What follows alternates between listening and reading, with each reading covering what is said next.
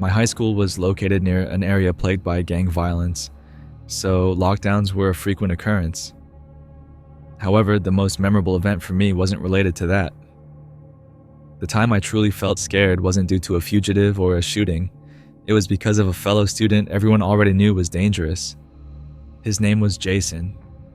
He was one of those incredibly smart kids, but had significant issues with authority, focusing, and socializing. We all knew someone like that in school.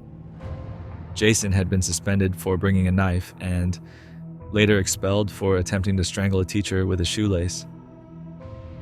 After spending some months at an intervention school, he returned the following year, seeming worse than before. Once I found myself stuck in the front office with him. We were both in trouble, waiting separately for a talk with the assistant principal, who was busy with another issue. In those few minutes, Jason talked animatedly about the friends he had made at the intervention school, pyromaniacs, drug dealers, even gang members. They clearly influenced him negatively, but he spoke of them fondly, almost like he belonged there. He seemed genuinely happy, even though he was in trouble again. He shared stories that, despite their troubling nature, entertained me briefly. Then he casually mentioned something alarming. Someone at the intervention school had taught him how to make a bomb. Before I could process if he was serious, the assistant principal summoned him, ending our conversation abruptly. That encounter was unsettling. Despite his troubled reputation, Jason was strangely upbeat that day. I wondered if he could change for the better, but it soon became clear that his happiness stemmed from dangerous thoughts and associations. A few weeks later, during the second period, Jason called in a bomb threat. He was caught quickly, but refused to disclose the bomb's location, leading to the entire school's evacuation. I remember the dread as I saw Jason's clear backpack filled with a garbage bag, which I suspected held the bomb. I alerted an administrator, and thankfully, no explosion occurred as we evacuated the building. We spent hours under the hot sun on the football field in lockdown, waiting anxiously to return indoors. Bomb squads arrived to handle the situation, and the entire school was meticulously searched for other potential bombs. From fear to annoyance, boredom to restlessness, the emotions were overwhelming. At one point, I jokingly pretended to collapse from heat exhaustion, but amidst the laughter, I noticed something chilling beneath a classmate's seat on the bleachers, a taped box with a note claiming it was the real bomb. In my panic, I leaped from the bleachers, injuring myself and sparking widespread chaos as students fled. Freshmen were trampled, fences scaled, and roads swarmed as kids sought safety anywhere they could. By the time the panic subsided, the school was eerily deserted. Jason, if he knew, would probably find it amusing. What haunts me most is that it was all a hoax. None of the bombs were real. Jason had orchestrated a sick joke, exploiting a major flaw in our school's security and causing unnecessary fear and chaos. He had the capability to make real bombs, but his motive was to avoid serious consequences, aiming instead for juvenile detention or another intervention school. Reflecting on that day sends chills down my spine. If Jason had intended harm, many lives could have been lost, possibly mine. His actions exposed serious flaws in our school's emergency preparedness, highlighting the potential deadly consequences of such pranks.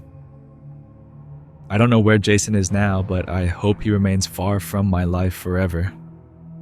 Before we move on to the next story, have you ever experienced a scary school lockdown? Please let me know in comments. I'd love to hear your experiences. There used to be this kid at my school named Blake. Blake faced a lot of bullying from pretty much everybody, both behind his back and directly to his face. It's not like he didn't deserve it though. He was prone to violence and often got in trouble for screaming in teachers' faces because he was clearly indoctrinated into some crazy ideas that went against what they teach in school. I guess that means it's not totally his fault for how his parents raised him, but that never stopped anybody. Blake was just as physically repulsive as he was in conversation. He almost got kicked out of school for harassing a girl pretty badly after she rejected him for smelling like hot garbage. Only if that had gone through, then things would have ended differently. It started one day when I was in history class with Blake. He stopped the class to dispute something the teacher said about the Civil War, and it ended up becoming a huge thing. The teacher was pretty cold in shutting Blake down, effectively humiliating him. This led to Blake screaming a bunch of stuff about how the country had been ruined. Then we all collectively laughed him off, and he stormed out of the school. That was a Friday. Over the course of the weekend, Blake posted a bunch of stuff on his Snapchat. Pictures of him holding pieces from his dad's gun collection, which he was known for bragging about extensively, and pictures of him posing in front of a Nazi flag, which was also his dad's, I assume. But the worst part of all was a photo of our history teacher printed out and taped to a cardboard box, which he used for target practice with the caption, "Getting ready for school on Monday." The posts were pretty chilling. For years, people had joked that Blake would do something like that one day, but nobody ever thought he actually had the guts. Several people reported the post to the school, but what they should have done was report it to the police. Nobody, including myself, took it seriously enough. If I had, there was no chance I would have gone to school until he was taken care of. At school the following Monday, from what I heard afterwards, Blake came to school late during 5th period when we had our American history class. He wasn't able to get into class like normal. He was confronted by the school resource officer and a couple of admins who demanded to search his backpack. That's when he drew the pistol and shot the resource officer and ran off. I heard the shot from the other side of the school. Everything went silent. Moments later, the lockdown order went out. We all knew it was Blake. I looked at my teacher, who was white as a sheet. All I could see were the bullet holes in the picture of his face from Blake's post in my head. After a few seconds, he regained his composure and went through the procedure of locking the door and turning out the lights, then ordering all of us to hide out of sight.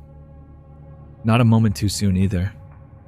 We all knew Blake was heading for him, and all of us by proximity. I barely had time to think to myself about how those dumb lockdown drills weren't so dumb anymore. Blake made it to the classroom door in under a minute. He started banging on the door and screaming, "I know you're in there, I'm not an idiot." People started crying into their shirts to keep quiet.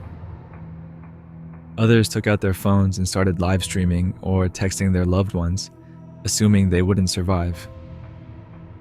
Even I started to think that way. I couldn't think of anything to do. I didn't even have the presence of mind to think of what I might do to fight or protect myself if he were to get inside. My mind was too afraid, and it all felt so unreal. The only thing running through my head was the fact that I was about to die while sitting on the tile floor of my high school, cowering in the darkness, and a huddle of students that was about to become a pile of bodies. Suddenly, a shot rang out. The crying became screaming, and everyone started to panic. In the moment, I made a split-second decision and ran over to the window, opting to jump from the second story instead of just sitting there and waiting for Blake to come in and shoot me. A bunch of kids followed me, but then I fumbled around. Somebody else shoved me out of the way because I was taking too long and sent me to the floor. That's when I looked back through the door and noticed something. Blake was holding his face with both of his hands, and blood was seeping out between his fingers. The door handle on the inside was lopsided, like he had been trying to break in. I sat there staring, just trying to make sense of it. In the chaos, the teacher was yelling at us to get away from the windows and get back to hiding. He started calling my name because I wasn't moving. And that's when I blankly said the words, "I think Blake shot himself." I said it pretty quietly for how loud the classroom was, and I said it like a husk, but enough people heard me to stop what they were doing and go silent. A friend of mine ran to the door and looked out the window right as Blake was running away. I finally got up and stood there next to him. Blood was splattered across the floor, and in the newfound quietness, I could hear Blake's cries of pain echoing through the hallway. Stupidly, and against every bit of sense I had, I tried to open the door, but it was broken. Not just locked, as all doors are supposed to open from the inside, it was broken. We were trapped inside the classroom, but at least Blake was gone. Hours later, we were finally freed and slowly learned what had happened. Blake tried to open the door by shooting the door handle, but he ended up mangling the lock completely shut and causing an explosion of metal shrapnel which flew up right into his face. A piece of twisted metal got lodged in his eye, blinding him, and that was the end of his rampage. A lucky break for all of us, and it goes to disprove the myth that you can open a lock just by shooting it. Blake surrendered before leaving the school and was tried as an adult. He'll be in prison for the next 20 years, at least. The resource officer he shot also got lucky and recovered without serious lasting effects to his health. If you found these stories chilling, make sure to give this video a thumbs up and subscribe for more gripping tales. Share your story in the comments below. I'd love to hear your experiences. Stay safe, and thanks for watching.